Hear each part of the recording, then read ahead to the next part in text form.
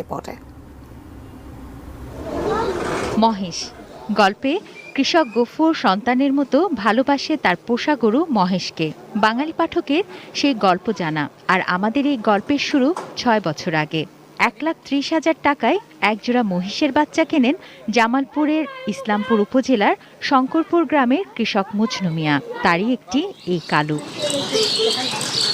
লালন পালন করে বড় করবেন, বিক্রি করে লাভবান হবেন, ভাবনাটা ছিল মজনু মিয়ার। কালু নামের মহিষটিকে কয়েকবার বাজারে নিলেও সে ছুটে ফিরে আসে বাড়িতে। মজনু এখন যেখানেই যান তার সঙ্গী এই কালু। বন্ধুর মতো পাশাপাশি দুজনকে হাঁটতে দেখে মানুষ অবাক। আমার ৭৩ বছর বয়স হলো, আমার বুদ্ধি হওয়ার পরে কোনোদিন দেখি নাই যে মোষ এইভাবে মানুষের বশ মানে।